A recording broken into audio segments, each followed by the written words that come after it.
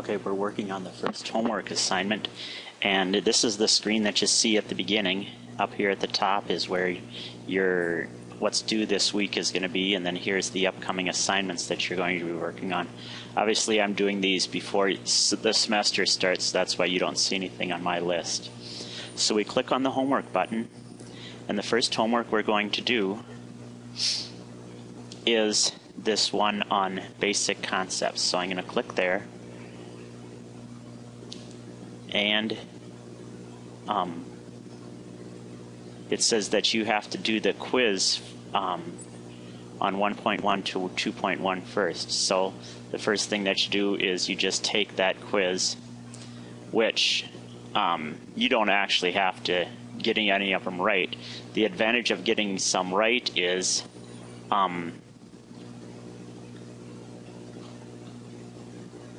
that then those questions that you get right don't appear on your test. I'm going to get it wrong on purpose that all the questions will appear. So anyway, I'm going to submit that quiz, and you can see I got them all wrong. So now I can take that homework assignment. Okay, so let's get started.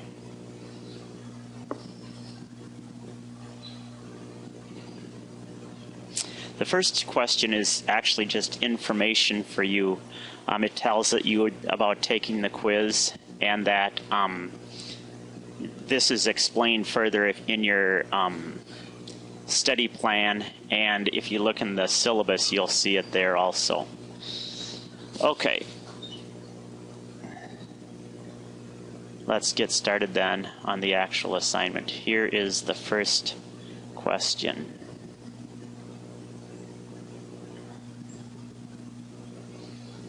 Okay, it says, first of all, you have to notice that this is interval notation. It's the set. That's what this first symbol means. The set of all,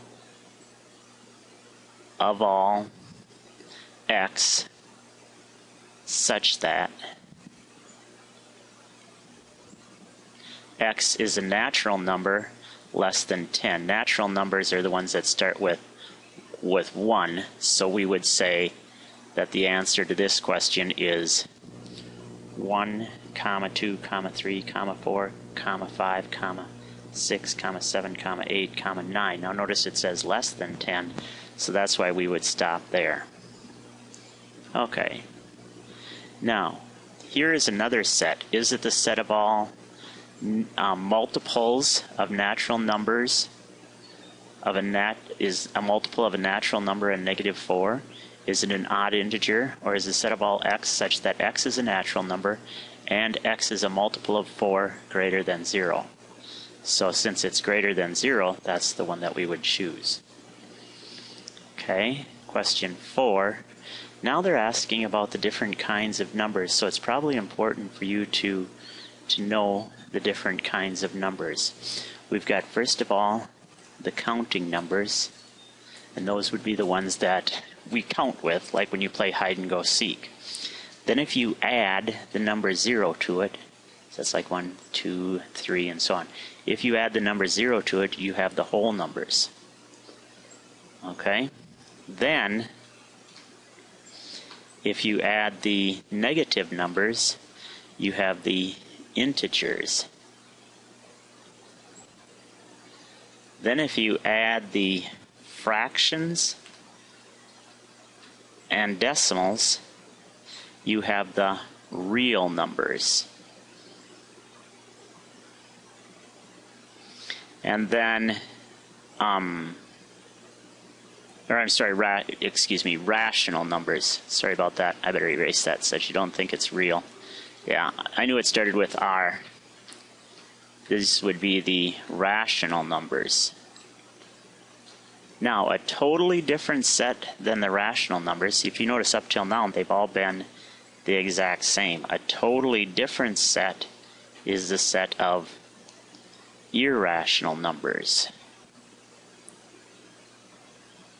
And those would be like the square roots of 3, some square root that doesn't come out evenly, or pi, or the number e. Those are all irrational. Now, if I were you, what I would do is in my notes, I would have the page set up like this. Here's my page. This is called Cornell notes. Over along the side, here's where you would write your directions or the hints that I give you. Down here at the bottom is where you'd review for the test. You'd say what kinds of things are important on the test. And in here is where you would show your work. So I would do that with every page. This stuff that I'm telling you right here, I would put into the directions section because it doesn't actually solve this particular problem. And then the last kind of notes, the last kind of numbers that you would have, these are all the rationals and the irrationals are all real. And a totally different set of numbers than the reals are the imaginary. And if you take these two together, you get the complex numbers. And if you'll notice your calculator, when we talk about it later on, will have a complex setting. Okay, so every rational number is inside the box of reals. Well, here's the rational numbers, right? And if you notice, it's inside the reals. So we would say this problem is true.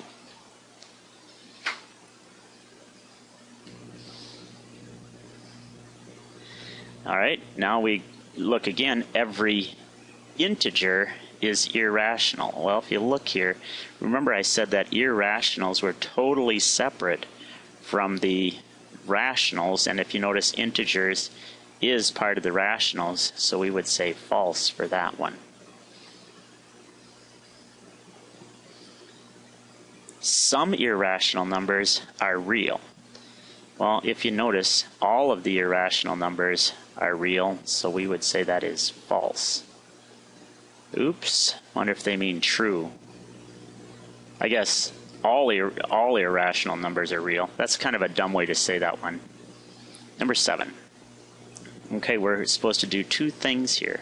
Give the additive inverse and the absolute value. Okay, so the first thing you have to know is what is an additive inverse. An additive inverse is the number that you add to it to get 0. So plus negative 7. So the additive inverse of 7 is negative 7. The absolute value is how far the number is from 0.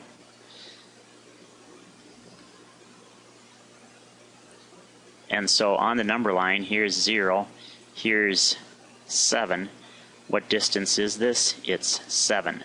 So our answers are going to be negative 7 and 7. Negative 7 is the additive inverse, and the absolute value is 7.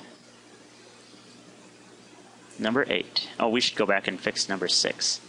The answer is some real numbers are irrational numbers. That is true. Okay. Number 8. Find the... Okay, I'm going to get this. Find the value of this expression. Well, that's the absolute value of 11. So how far is 11 from 0? It's 11. But this sign tells us to take the opposite of that, so we would say negative 11. So if the negative sign is on the outside of the absolute value, that makes your answer negative. Okay, now we're supposed to add these together, so we should prepare to do that. This part here, how far is negative 8 from 0? It's 8. Plus, how far is negative 8 from 0? It's 8. And then we're going to subtract, how far is negative 16 from 0? It's 16. So 8 and 8 minus 16 is 0.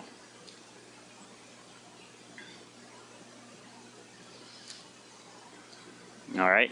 This next one says that they want us to write it in the other direction. So I'll show you what they mean. If you had 2 is greater than negative 6, we want to switch the orders. if we switch the numbers around, negative 6 and 2, we also have to switch the sign around, so the sign's going to go the other direction. So we would say negative 6 is less than 2. And that's what they mean by an inequality. Okay, number 11. So now we're supposed to write this one as symbols. So it says 13 is greater than or equal to y. So we would write 13, and then here's the symbol for greater than or equal to. So you have to click that along the side, and then we would write y. Oops, what did I do wrong? Oh, is greater than. I wrote the wrong symbol. Is greater than or equal to y. Okay, number 12.